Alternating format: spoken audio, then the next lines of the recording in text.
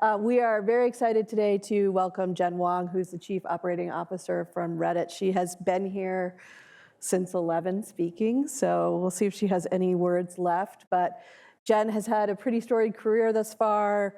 Yale College, 96, graduated with math degree, correct? Did some time at Stanford getting a master's degree in ops, did some time up the road at Harvard Business School, some time at McKinsey, some time in media and tech at the intersection thereof, and was brought into Reddit in 2018 to basically help figure out how to monetize the site. And so with that, I will pass it over to you, and you can give a little bit of more of your background, and then talk a little bit about how that kind of informs your role as Chief Operating Officer and what you do on a daily basis. Sure. Well, thanks for joining. Let's see, I joined Reddit 6 years ago to build the business. We're about 2,000 people. I lead about half the company, which today is mostly an ad business, so sales, marketing, our CFO, ads, product, and engineering. So generally a builder at heart. I love consumer businesses, so consumer media and tech. It's been sort of my genre for the last 10 years. It's what I've always been passionate about. I kind of flirt with doing a B2B business at some point, but I can never pull the trigger on it. I'm a reformed consultant. I worked there for 4 or 5 years, probably a couple of years longer than I should have. But I learned a lot. I didn't know anything about companies before going there. I'd worked in more like quantitative financial advisory. I was an applied math major doing simulation models and valuation, so a very different life before that. And you know, I always wanted to work in consumer businesses. I just couldn't afford it after college with loans. Like I wanted to work for a record label. That was my dream, and it just couldn't happen because I had to get a job that could pay off my loans. And so I deferred that dream of working for a consumer business for many years before I had the financial ability to do that. But happy to talk about anything. Jen, Reddit just IPO'd, right? Yeah, yes. A month ago. Are you a billionaire now? You can read how much money I made in the S1. I should have read that. I would know the specific answer. Your IPO was really unusual in a few regards, it seems like. So first of all, Reddit's pretty old, I think, for an IPO. Is that true? I mean, it's almost 19 this summer. So that's a while. I'm kind of curious why now. And then I believe also your IPO was somewhat unusual in terms of there were actually Redditors participating in the IPO. Yeah. I would like to hear about both those things. Yeah. So we're almost 19 this summer. We were born in 2005, probably the same time as Facebook. So what's interesting about Reddit is we're kind of like Internet 1.0 values, like open internet, user privacy, like all the things that like people used to care about. We thought people didn't care about it. Yeah, well, I think when the internet was idealistic. And we're kind of made in our own image as a result, and we've kind of grown up in our own image, even though social media and mobile and all these things happened along the way. We just kind of, chugged along, I think, doing our own thing, which is being a community platform. We have an interesting past. Like we were sold after 2 years of like Stephen Alexis and Y Combinator. Actually, I didn't know this. So who was the company? So we were owned by the Newhouse family and Condé Nast Advance. Okay. And we had external CEOs, and the founders returned in 2016.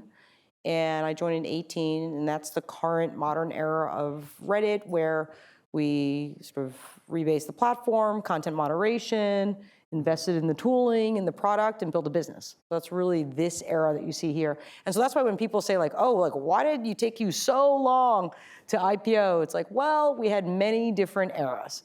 Now we did start this process 2 years ago, but everyone's watched what happened to the market 2 years ago. And so we've been training for 2 years, which has turned out to be, I think, a good thing. Like we operate like a public company ahead of being a public company. I wouldn't necessarily say everybody has to do that, but it's certainly made for a good training ground. And, we wanted to IPO because, one, we said we would. Our employees need liquidity. That's real. Two, we want our users to be shareholders, and we did this. We had a directed share program where thousands of users and moderators could actually participate pre-IPO and become shareholders, and that's a good thing. So, like, if I'm a Redditor, but I don't think I got that. Oh, you gotta be high karma, high value contributor. I don't know. Low karma, I don't know what your karma, low karma. Or maybe you went to your spam box. I don't know. No, okay, no, definitely the low karma thing.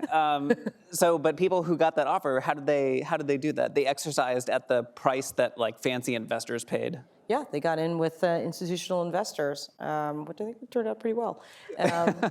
So it's great. We have a base of shareholders. We love retail. We want our users to be shareholders. We think that's good, healthy for the platform, and we can get everyone out of the gate, and over time we'll earn, hopefully, the trust of all of our users to become shareholders. I think that'd be amazing. And so we had that program, and here we are. Yeah. Okay, amazing. You also set aside roughly 1% Yeah. for community projects. Can you talk a little bit about that, what that looks like? It was just we set aside 1% of equity to support community funds. We kind of started doing this a couple of years ago, just being able to use funds from Reddit to enable our communities to do more. So they've done things like our r/NASCAR community, like sponsored a Reddit car for their community, which was pretty cool. A lot of our communities just have aspirations to do more than have conversation. They want to raise money for causes. They want to build things. They want to, translate their passion into like being on the sidelines at the Super Bowl to, call, plays, et cetera. So that's what that's for. It's for both giving back to the communities and allowing the communities to use those funds to give back to their communities. I think it's very naturally Reddit, and I think it, again, like we view this IPO as a benefit to our community, and that's one of the ways that they'll be able to benefit from it. Awesome. I have trouble identifying I spend a lot of time on the internet, but I can't think of a place that's like Reddit. I mentioned this earlier to you that when I search for stuff, for example, if I'm going to search for like best hair growth solution, I would, I'm going to get a bunch of spam in my search results. But if I put in like only search Reddit, I'm actually going to get hair growth that works. And that's you haven't amazing. found it like, yet, Kyle, have you? It's like the last place that there are humans on the internet. I don't know. Why is that? Why aren't there more places like Reddit, and what makes Reddit special? Yeah. I think Reddit's like in a category of one. I think it's really different. Reddit is built on, our mission is community belonging, empowerment to everyone in the world, and a set of principles and values that the community operates toward, and we operate against too. It's things like keep Reddit real, believe in the good, and things that I think are uncomfortable sometimes for companies. So one of our principles is that we sort of let users, we try to lean on empowerment. So we try not to have too many rules. We want it to be safe. We want it to be, a productive space that leads to our mission, but we are not paternalistic about product features or how things are done, right? So think about our communities. They are run by our users and moderators. They write most of the rules there. They moderate it. They're not our employees. They can protest whether we like it or not. They are very invested in Reddit. They are super passionate about their communities. And I think that is what allows us to scale. And that passion is what like drives the creativity. And that trust is why you get this like authentic content that's like, it's unadulterated with the bias of, self-ingratiation and narcissism, et cetera. It's just like really people trying to share their knowledge and help other people. It's true that you don't go there to humble brag or anything like that. Like, so honored to be or humbled to be blah, blah, blah. Yeah, I think it would not be well received. Huh. Amazing too that everyone there is like, they make Reddit, but they're not paid employees, which is very different than something like Twitter or LinkedIn or whatever, right? Where they're doing the policing, but you have all this community that's doing the policing. It's difficult to fathom. Yeah, our moderators are all volunteers. There's like over 50,000 of them. And what are these people like? They're normal people, but I'd say sometimes like super nerds of their topic.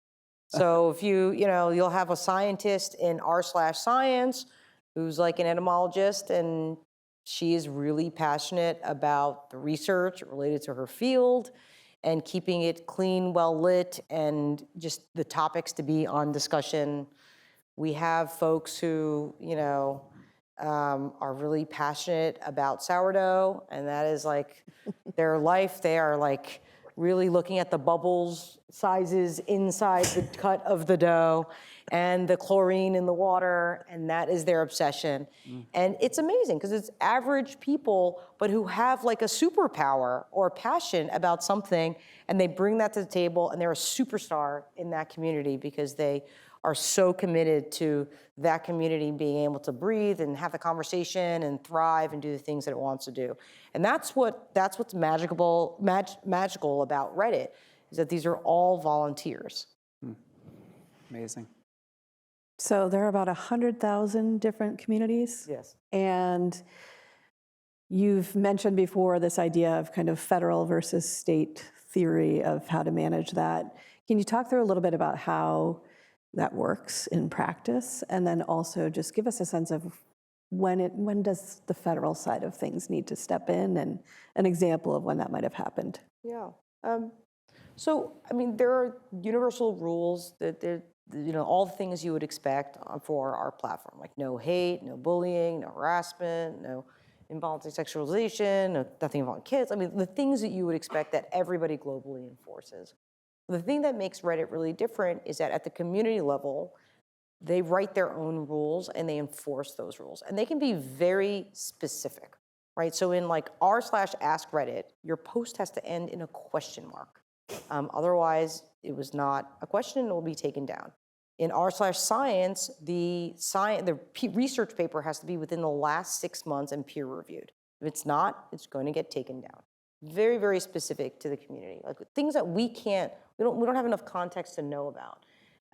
Now, in those communities, they have their own governance. They have moderators. There's like a hierarchy within moderators. They have discussion and conflict resolution between moderators. They have conflict resolution between users and moderators. And mostly that system works at that subreddit level. It doesn't always work. Sometimes it doesn't. Sometimes we have to step in to say, okay, we have to mediate between moderators or moderators in their communities, or provide extra support when there's like an influx of new people into community because of geopolitical, politics that can happen. So we will step in to help them. But for the most part, many of these communities have their own governance that sort of sorts itself out. It is really powerful in that Reddit is organized into all of these communities. And when the context is not good, right? So if people, for example, like a QAnon community or like its own kind of echo chamber, we can remove the context in which people are misbehaving. But those people are moms and dads and artists and photographers and scientists, and in all those communities, they can have great behavior, and that's fine. They can stay because they are contributing to those communities. It's just like sometimes the context is not good, and we have the ability to change the context. So let's talk a little bit about how this is all built on anonymity, and what are some of the pluses and minuses to anonymity? I mean, I think anonymity is a strength overall. I think there are myths and perceptions about how people behave when they're anonymous or when they're not. So I think generally people say, well, under PII, you're under your name, you behave better. I just don't think that's true, or I don't think it's proven to be true on peer platforms where people are under PII, and there's a lot of still bad behavior.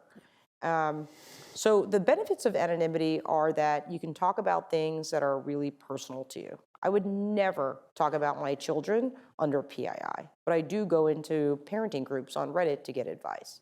I would never talk about a health issue under PII. So you can get really important personal advice that you can't, under the safety of anonymity. Two, and so everybody benefits from that content. Two is, I think what really drives behavior is context, right? You know how to show up to like a dinner party that's formal with your parents, and you know how to show up with your friends for a night out in town. Like, they're very different. That's how communities feel. They're like different cultures and contexts.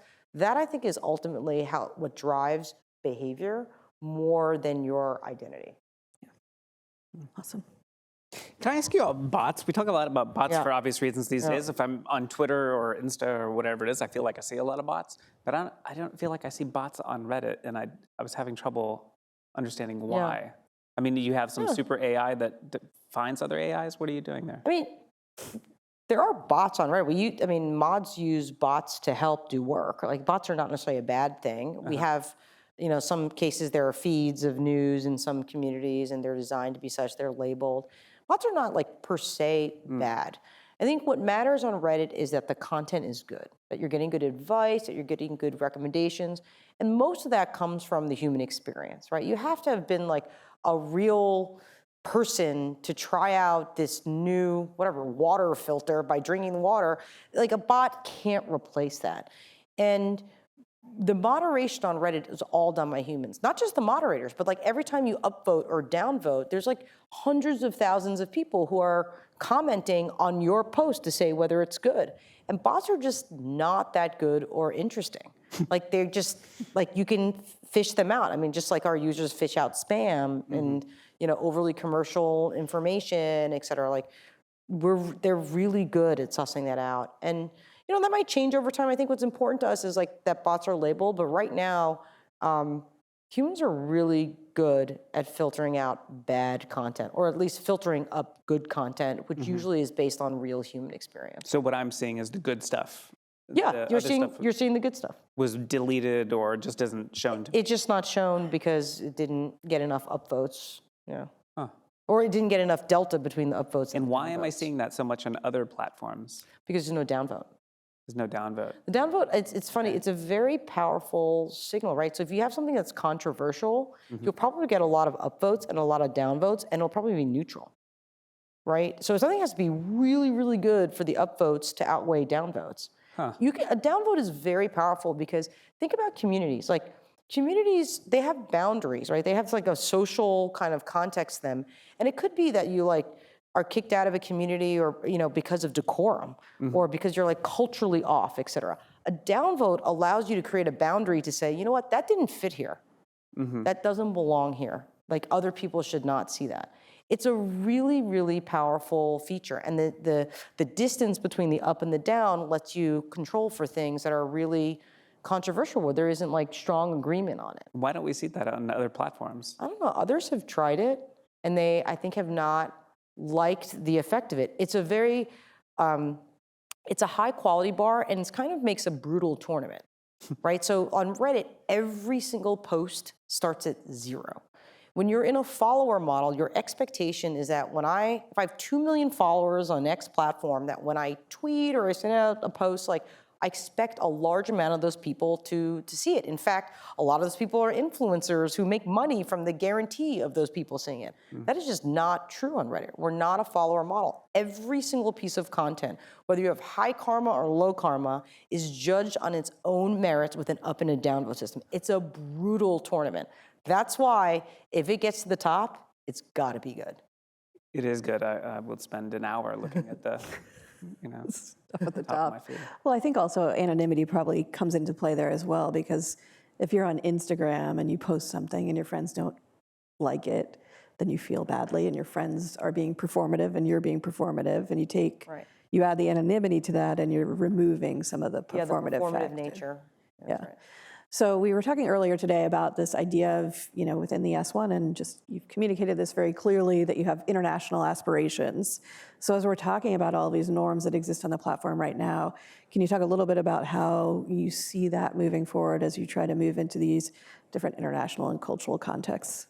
Yeah, I mean, I think if you today operate in English, I think you have a home on Reddit. Like, I think we have like the breadth of corpus and communities for you to find a home and match to interests and like-minded people. I think outside of English, we're still working on it. Some of those areas have already, come to fruition, but Reddit is text, right? So it requires having a corpus in the communities, moderators who moderate in that language, and that's kind of how the flywheel goes. And so we're at the beginning of that journey, although more robust in, let's say, in EMEA and Europe. I think what our dream is for some of these subreddits to be really global conversations where language isn't a boundary anymore. And I think that's rapidly becoming a possibility just with machine translation and where technology is going in terms of AI. And I think that's really exciting because I think that is, in some ways, the original promise of the internet to have borderless connection and conversation. So that's that's something that we're spending a lot of time thinking about. Like, what does that experience look like to have global communities, versus language specific? You always want some local, there's local sport, there are things, local food. I mean, there's always going to be a local lens. Yeah. But I do think the opportunity for global communities is something that'll be really new. Interesting. Can you tell us about your Reddit usage? Are you scrolling through Reddit as you fall asleep? What do you do? Or are you at night, you're like, I spent my whole day with this? I'm on it all the time. I probably lurk more than post, although posting is pretty amazing once you do it. I think you get kind of lazy and addicted to it. Just let other people do the work for you. What was the latest thing you posted? I have posted I'm an avid vegetable gardener, and I've failed at having successful carrots for 3 seasons now. So I post pictures of my carrots. I've had pale carrots. I've had like frayed end carrots. This is the kind of thing you don't want coming back to you? Yeah, I don't need people need to know about that. Like, my soil's too compressed, poor minerality. So carrots, I've had a journey. I've had other ones where it's like so helpful. I mean, literally, I was saying this earlier. I had a piece of my interior of the car fall off. It was just like sitting there on the floor. I'm like, I don't know where this goes. And I take a picture, put it in, I think it was car parts. Within 20 minutes, someone was like, oh, that covers the wires underneath your chair when you move it. And I just moved it, covered it, and put it back. I would never have found that. And it's just remarkably useful. And then when I buy things, I always check Reddit. Like, just for the real deal on the product. What did you buy most recently? Oh, I had never bought a car in my life. So this is the first time I bought a car. I'd always inherited it. Wow, okay. And I have 2 kids, and I was like, look, I need a 3rd row car that's like not too long from my garage, where I can access the 3rd row with 2 car seats, but I don't want to have to remove the car seat. So the spacing of the 2nd row is very important to be able to do that, to fit the car seats. Like, very specific spec. And they don't give you the specs on the 2nd row the seat divisions. But of course, Reddit was like, no, let me give you the exact measurements of the 2nd row breakdown. And so I bought a car. I bought the exact car that allowed me to do that. Awesome. I think last question before we open it up to you guys, because ultimately she's here for you and not for us, is just around this idea of AI and what's the path forward for you guys from a monetization perspective, Yeah. and risks to the community based upon that. Yeah. This is because you have a lot of training data, right? Yes. Yeah. People must be excited about that. I mean, in the world of large language models, I think it's clear, you can read the research papers, like Reddit's corpus is incredibly important and valuable. And it is, we believe in research, we believe in technology, and we have, voluntarily or involuntarily contributed to that. We believe in the open internet too. Like, all of our information is crawlable, it's accessible, it's viewable without logging in. We believe in that. We would like to keep the internet open. We think that's better for There's no users. paywall for Reddit. Every No time I paywall, land on Reddit, and there's I no see Reddit. forced login to get the Right. information. You can literally see everything on Reddit. So those principles remain, and we really believe in them. But I think they are somewhat under stress from what's happening in the world of AI. So, there are companies who are building models, and they need data to train on. And some have trained on data, not only us, but for other companies, without, I think, following terms of service, which says, like, there are rules to how to do that. And when you go into the world of monetization, like, you have to have a conversation about it, which is a little more commercial. And that's really hard. That was, I think that happened very, very quickly. So the way I think about it is, I think we are very important to the world of large language models, both if you want to build a chat-based capability and if you want to have information for real-time response and querying. And the freshness, I think, matters there, as well as the volume of corpus. Our data is our IP, like, in a way. It's actually not our IP, it's like it's owned by our users, but it is like the foundation of the company is all of this content. And so it's important for us to be good stewards of all of this data that our users have created. And that means doing things like protecting privacy, meaning that when a user posts something, that it's respected. When they delete it, when they edit it, that it's respected in any of the data usage. But today, because there's been crawling and different usage of data, it's not clear that that's been respected. So that's really important to us. It's really important to users. So that is led us to a world where, we are having more active conversations with folks about the usage of our data. Look, will that accrue in the P&L? Will that accrue in the platform and the product? Like, both are possibilities. But I think we're being much more thoughtful and proactive about those conversations. And, with the principle of, like, we want to remain open, but we also want to make sure that rules are followed. Yeah. Awesome. So there are mics somewhere. And Kyle wisely wore a hat because we actually need this to really I can be the question pointer. There's a hand up over here, and then maybe one in the back here. Great, we're going to start over here. Yeah. Hi, Jen. Thanks for coming to talk to us. I have a question around Reddit's API changes that it went through last year, which in my memory of Reddit was like some of the biggest change I've seen. A lot of subreddits went dark when Reddit decided to monetize its API and change a lot of the rules around that. A lot of the mobile apps that people use to scroll Reddit went offline. A lot of users stopped coming back to Reddit. Could you walk us through what that was like, watching that all unfold? Was that the reaction you expected? And how has that changed Reddit's approach to monetizing something that was free, especially ahead of an IPO? That's a good question.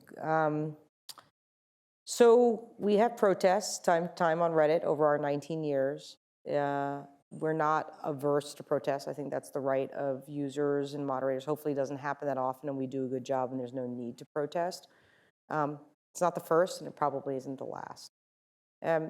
For those of you, for context, we had an open API that researchers used, developers could use. It was free.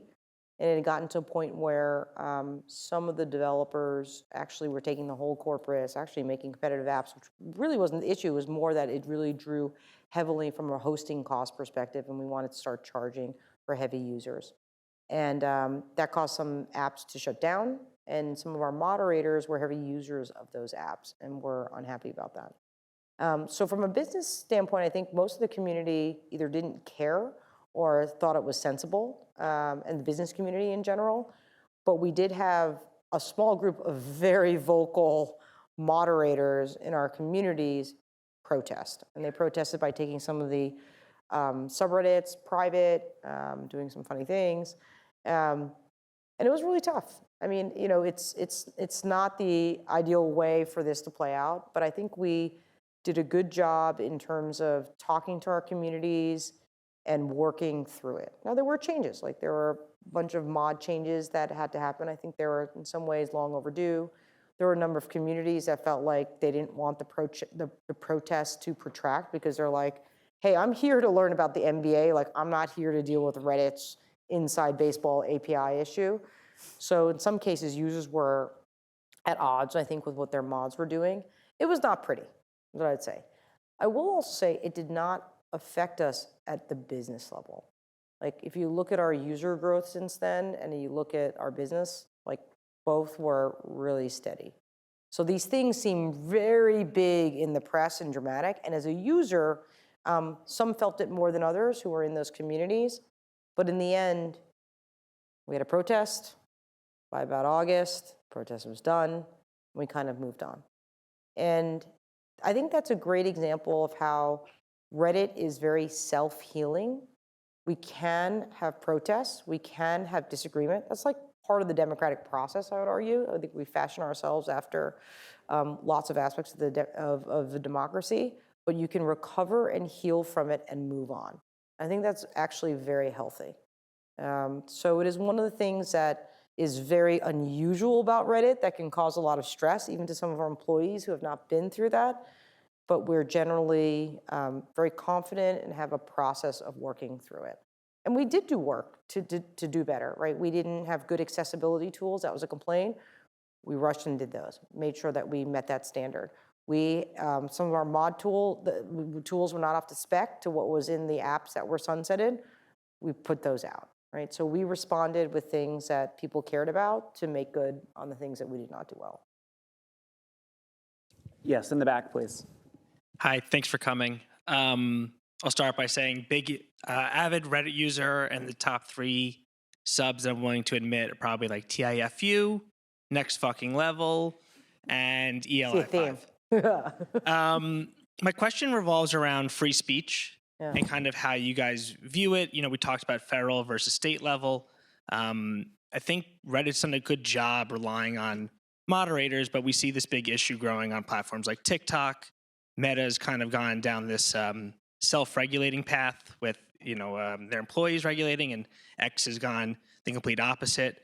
I kind of wonder, how do you define free speech and kind of issues you grapple with around it, around misinformation and things that spread on Reddit? Yeah.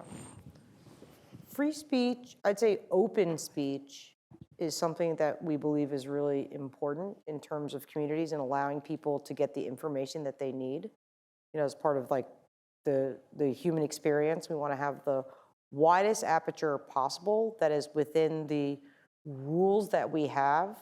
So the hardest decisions that we make are when speech come into conflict with our mission and values, right? Community belonging and empowerment for everyone in the world, and these principles that we have and the rules that I mentioned earlier. So those are the hardest moments when they come into conflict. But in the end, if speech comes into conflict with our mission of community belonging and empowerment, like it just makes Reddit not a nice place, not welcoming, not creating a sense of belonging for people, we take action.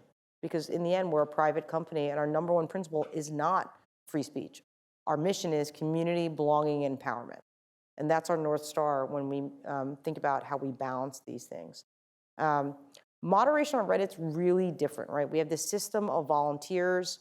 They have a lot of power over their communities. They write their community-specific rules, and they moderate that. They moderate those rules. Every single one has some, most have a rule like be civil.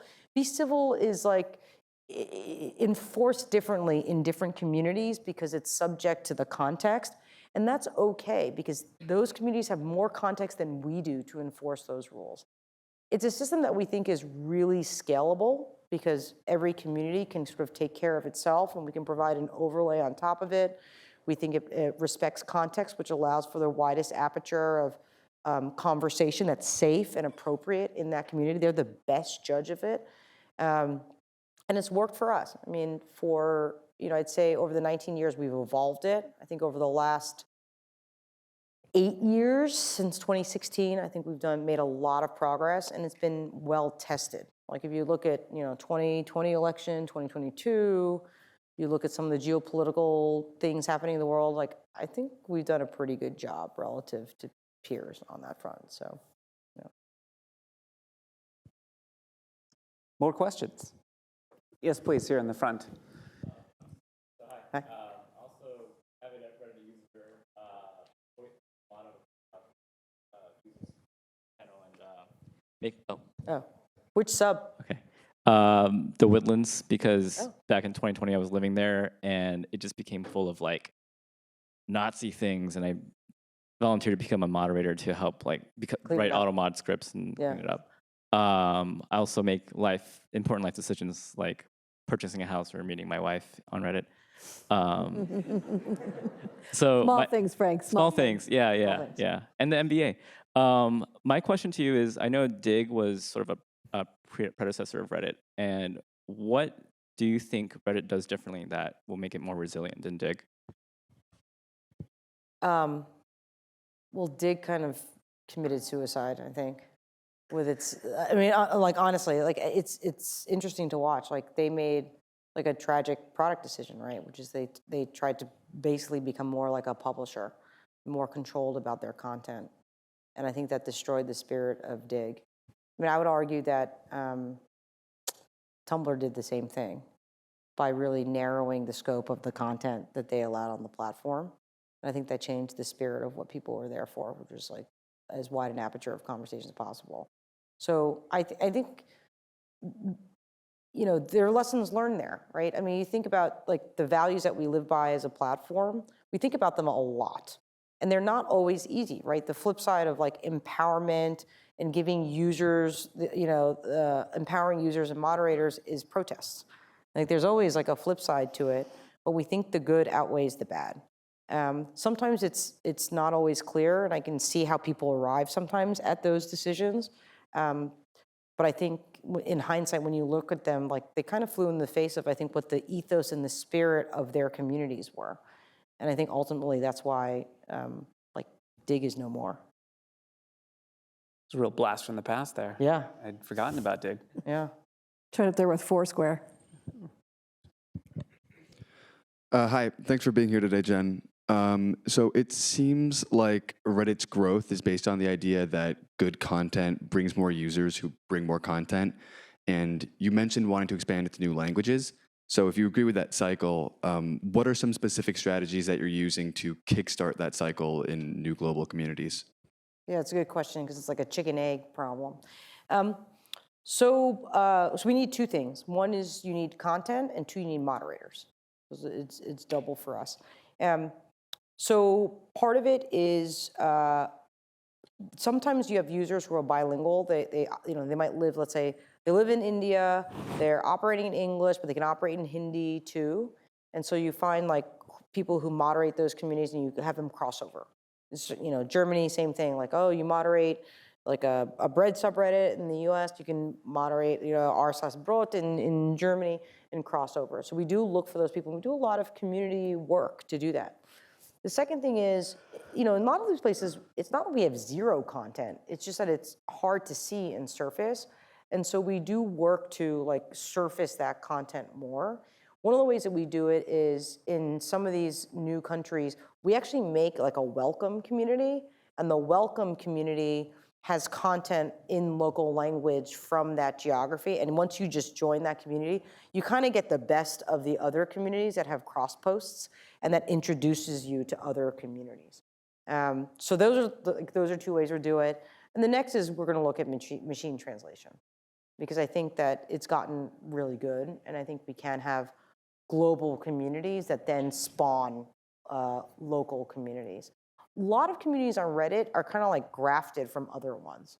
It's like you'll have a community in entertainment. Like we had this with like Game of Thrones, and then like nobody wanted spoilers, and then this group was like, no, I want spoilers, and they made like Free Folk, and they make another community. Free Folk was the Reddit. Yeah. Okay. Yeah. Nice. So they splinter. So you can, so that happens a lot. You're like, oh, I want to like talk about like science is an example of this. Like a group of scientists will leave and say like, I just want to talk about earthquakes and seismology. It's like, okay, great, we'll go do that. So often there's like a splintering effect when communities either get too big so they don't accomplish what the original folks wanted, or you find like a lot of conversation in like one thread and they just go and make a sub. Oh yes, please. Hi, Jen. Thanks so much for being here. I had a question about Reddit's future growth as well.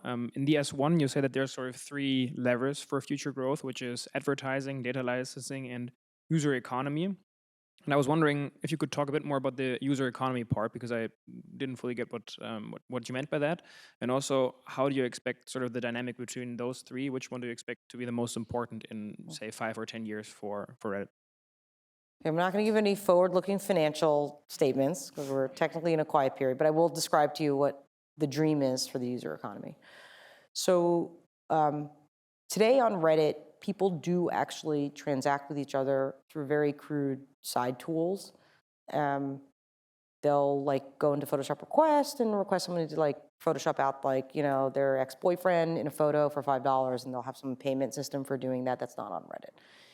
We love the idea of users providing services to each other and getting paid for it. I think that's great. There's a lot of like hidden value in these communities, in information, in services, in the talents of people. This is not like the tip of the pyramid influencer creators. This is just like average people who can help another person for $5, $10, $20 with services. We want to enable that. We want to formalize that, make that easy, take the friction out of it.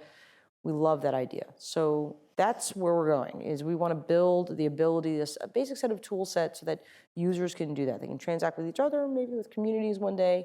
So that's the vision. It's like today, Reddit is a really robust place for altruistic conversation, but there's a lot of communities trying to go beyond that. They're trying to raise money. They're trying to provide services.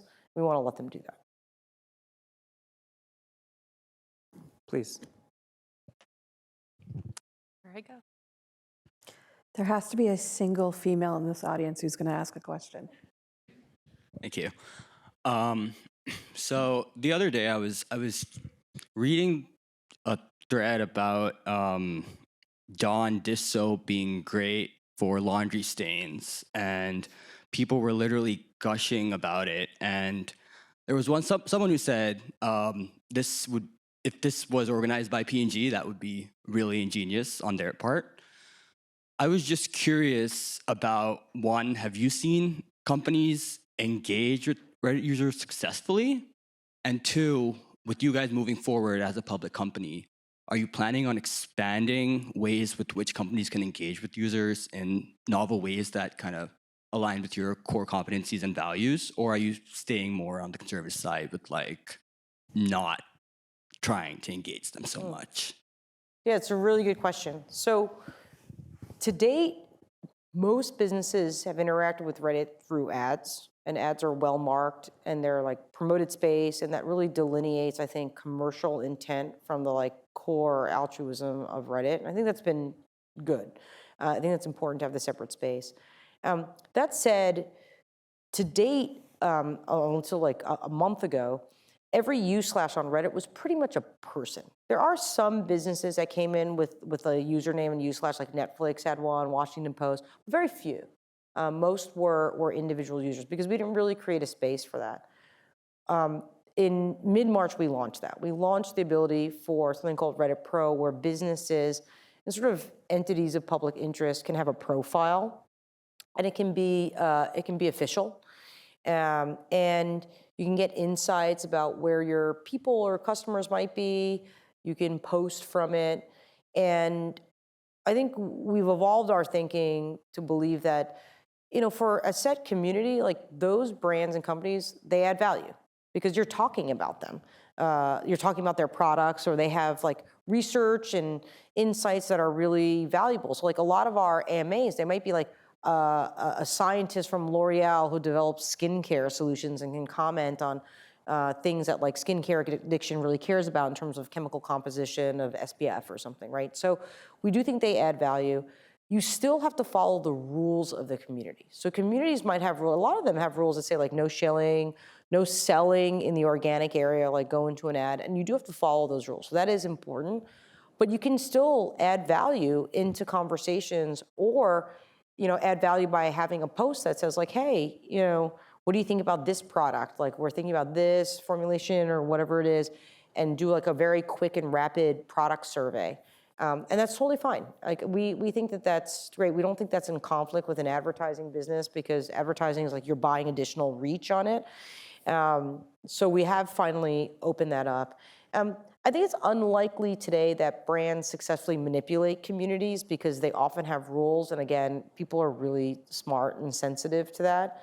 So what we always say is like, just follow the rules of the community, follow the vibe. And I think most brands will be really get benefit from it. But it's new. It just started a month ago. You said AMA. Yeah, they can do Ask Me Anythings. And this has its origins in Reddit, or no? I don't know of any other. It was born on Reddit. I mean, it's a great example of like what we love, which are like our users are incredibly creative. They took like a basic post and comment thread and created something called an Ask Me Anything. Like you show up, you have proof of life, proof of who you are, and you just answer people questions. Do this, right? Well, yeah, I mean, it's great because it's like, okay, so like President Obama did one, and that was great. But like, so did a vacuum repairman. And that was probably one of our top AMAs. One of my favorites is the guy who got swallowed in a whale. Shut up. Boston. It's so good. It's crazy, and got spit out and talked about it. But that's what I'm saying. Like, Was his name Pinocchio? No, but he was like a fisher. It's apparently very slimy in there.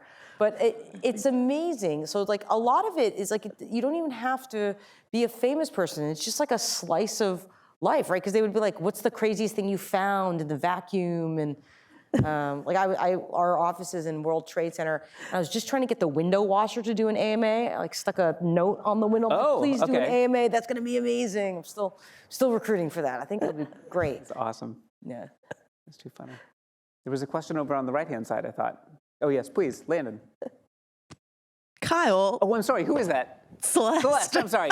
You have this hat on or something. Spent a lot of time with Kyle. There and is a doesn't even know shadow, yet. by the Maybe way. you're To his credit, juxtaposed there's my a shadow mind. on your face from up here.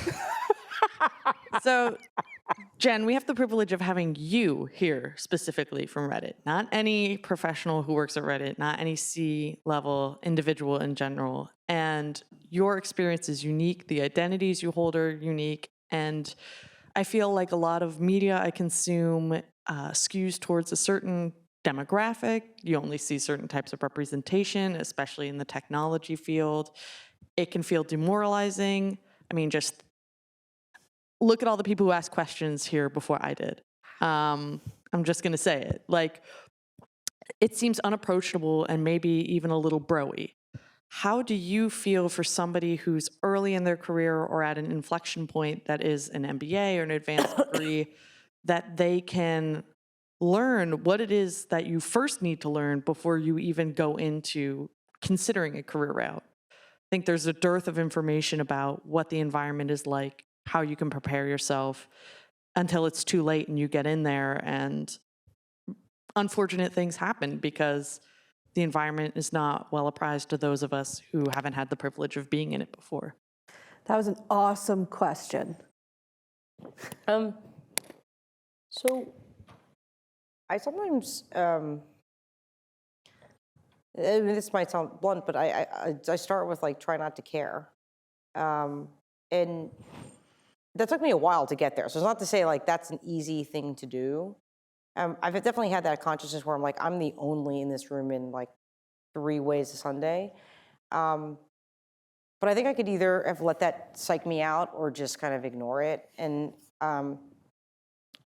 I mostly just ignored it. I have to be honest. And it doesn't mean that I didn't suffer indignities along the way and misunderstandings. Like, trust me, I've been asked like about my husband, like all of it, you know? But I didn't let it stop me, I guess, from doing what I wanted to do. And I'd say like, look, a lot of people make mistakes right in front of you, like, and do embarrassing things and speak out of turn and all the things that I fear doing, where I think I could have like really edited myself. And I think over time what I learned was, well, gosh, all these people, like, they're not perfect. They make mistakes. They've taken risks here. I'm probably on the side of being less willing to do that because I was a combination of like introverted, not a high risk personality, not raised to be a high risk personality, not the only in the room. But I just encourage people to try not to self-edit yourself. And you know more than you think you do, and you belong more than you think you do. And some of it is like a little bit of acting, frankly, after a while, like picking up on the cues of like how other people act. Like, there's a lot of acting going on from a lot of different people. And I think the most tragic thing is if you decide to self-edit yourself and just remind yourself that, like, to a certain extent, like, everybody is posing in that room too, and so it's okay. So, you know, I think for me, I just never let it psych me out, no matter what the indignity was that had to suffer. And sometimes I laugh at it now. It takes time, though. Like, you can't expect yourself to feel perfectly comfortable and confident on day one. Like, if I think about the arc of my career, like, it took time. And I got feedback along the way, which I really appreciated. Like, one of the pieces of feedback I got at McKinsey was like, Jen, you never talk in meetings. And they're like, we don't know if the lights are on. Like, are you listening? Like, we think the lights are on, but you got to say something. Like, look, I don't know, shut up now. But they were like, ask a question or something. And that was like great feedback for me. I was like, okay. Like, I was just kind of listener. Like, that's the introvert part of me. Is like, I'm not going to talk until it's like perfectly buttoned up, and I'm just going to listen. But all these people are like yammering, throwing spaghetti at the wall, but I'm like, I'm just not that person. And it took me time to be like, okay, I'm going to do that. I'm going to throw my chip in. I'm going to ask a question. I'm going to do that. And then, okay, I'm going to take some chance on my idea. I'm actually going to say something that like might get shot down and might be wrong, and I'm going to caveat it like 3 ways a Sunday, but I'm going to do it. And I do that. And then I, you know, as I got more confident to be like, oh, I'm just going to try something. Other people try, they fall flat on their face, and they seem to be fine. I'll just keep going. And so it just takes time, I think, to take those chances and then realize like there really is very little consequence to it. because everyone around you is doing it. And that really changed, I think, like helped me evolve from, what I described, there to like where I am today. Most people know far less than you think they Yes. know. And you know more than you think you do. Yeah. Awesome.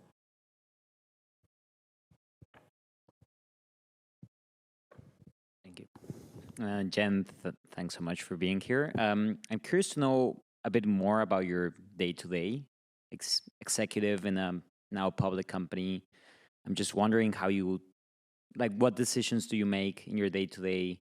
Maybe can you give an example? And maybe it's a two-part question also, like what's been some traits or learnings, like the one you just shared along the way, that have allowed you to reach this like amazing position? I think that 70% of my life is thinking about people and org and capabilities, and managing all of that. Probably the other 25% is a combination of strategy, which is a real luxury, I think, of thinking time, and just raw decisions. Like just unblocking people because I have to make a decision one way or the other. The velocity of decisions is really high. It's like on an average day, it's like we do have a decision doc process. I'm reading the doc. And typically what I try to do with my teams is, you should give me a recommendation and I should be a yes, no. I generally don't want to be the decider. It should be a serious controversy that comes up to me where I am the decider. You should generally decide, and I will tell you whether I agree with your decision. I think it just pushes decision-making down. That was not always the case. I've like really worked on that. But a lot of it is people. It's like, do we have the right people? Oh, we have to give this person feedback. Oh, we have to hire this person. Oh, we have to restructure. When you're in a high-growth company, you're restructuring all the time. And when you're restructuring all the time, the emotions that go along with that, like some people are great at it, some people aren't. I like change. I have an appetite for it. It doesn't bother me. But for some people, even though they've like stuck themselves in a high-growth company, they can't deal with it. It's like very stressful to them to be like, oh, you have a new boss, or you have a new reporting line, or you have a new project. Like there's just so much hand-to-hand human holding that goes through that process of change. And I think that's where I spend, honestly, most of my time. Yeah, oh, good. You mentioned earlier the rising hosting costs in regards to the API change. This has me thinking, historically, Reddit had been mostly text. Right? It was storing text comments, you're storing text posts. Even if it is an image or a video, it's a link offsite. This has changed. I don't know exactly when this started happening, but now it seems like a lot of the video, a lot of the images, they're hosted by Reddit. So from a business perspective, what's the advantage there? I mean, clearly it was a conscious decision to try to shift towards things being hosted there instead of Imager or external YouTube videos or whatever. So how does that benefit Reddit, even though it's going to increase your hosting costs? I think we're still very high leverage as a platform because we're really primarily text. But having the assets on Reddit is a real advantage, right? Because it's a first-class experience for the user. So it's not a bad thing. We think it's a good thing. I don't worry about hosting costs. We're just a very high-scale operation. Compute just gets cheaper over time. So it's not something I worry about. Machines get cheaper. Yeah, one in the back, one in Question in the back right. Hi there. Somebody else who is regretting not going in on that user IPO and seeing the price now. You were eligible? I was. Damn. Yeah. Find him to help your karma points. Figure out what he's doing correctly. Yeah, we'll see.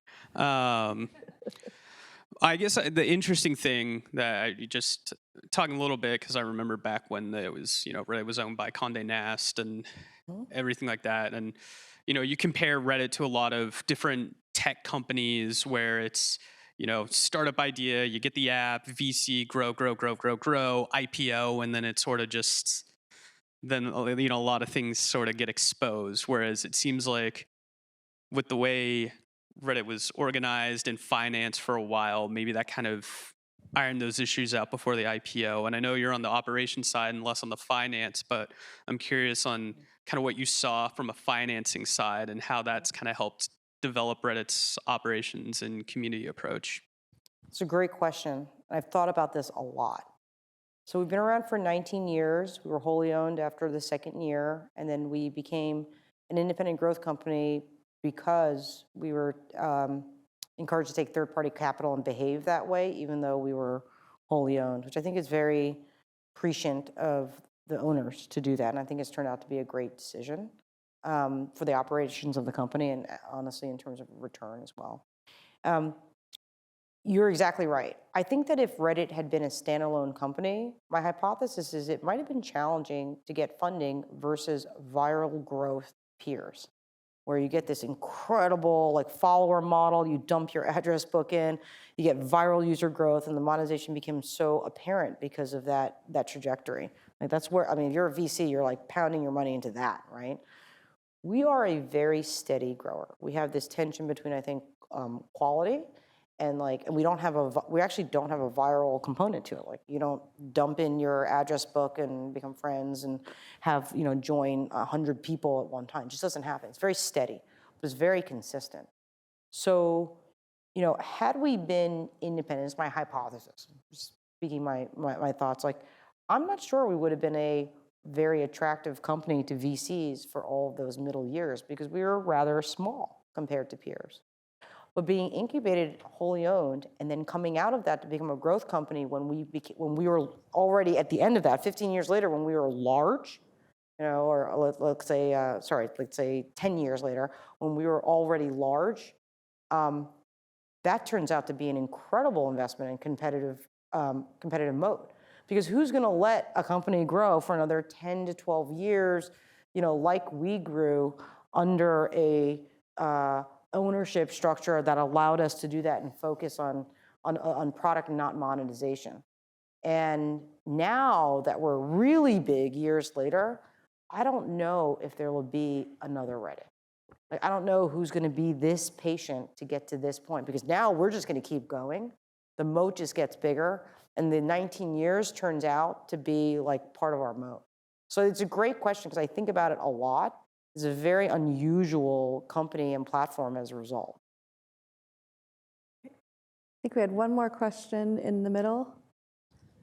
I just wanted to piggyback off of the hosting question. What do you think is Reddit's role as a potential record or a permanent archive of community and culture? So as an example, I'm thinking about Imagur's recent decision to strip all anonymously produced images, which might then strip a lot of communities from their historical visual context. I'm also thinking about unmoderated Reddits, not hopefully so common, but given their current inaccessibility means that people can't access content that once was available. I know that Reddit has recently allowed for image hosting, so it's in their authority to potentially allow for this permanence. But do you see this as part of something of the mandate of the company to is this part of the mission to empower communities?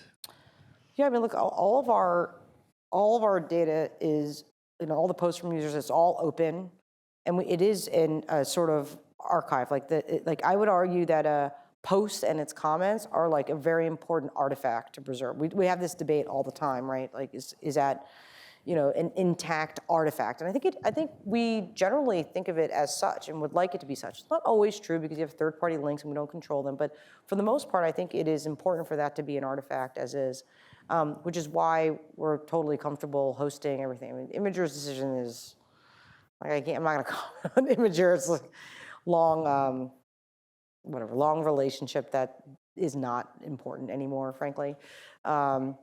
So we do think of it that way. I just don't think, over the years, I think there have been third parties that sort of attach themselves to Reddit, grow on the back of Reddit by adding little services to Reddit. They've all never become particularly large, frankly, because they're just all a small feature of the platform. We have a very simple set of tools, but they're very extensible, and we allow people to use them very flexibly. So invariably, that use case gets swept away by users figuring out how to use our tools to satisfy that use case. So they just never really survive or become that important. No one's ever become, important to us in that we rely on them, for like sustainability. Well, Jen, you might not know that the mission of the School of Management is to create leaders for business and society. Did you ever see that anywhere? That's our mission. That's our Amazing. Listening to you speak, it occurs to me that you are the embodiment of a leader for business and society. You speak very eloquently and thoughtfully about the business, about the role of Reddit in the world, and make a very solid argument that it's a very good place. We're very grateful that you did this in-person AMA with us today. Thank you. Thank you. Thanks Thanks, everyone. Thank you.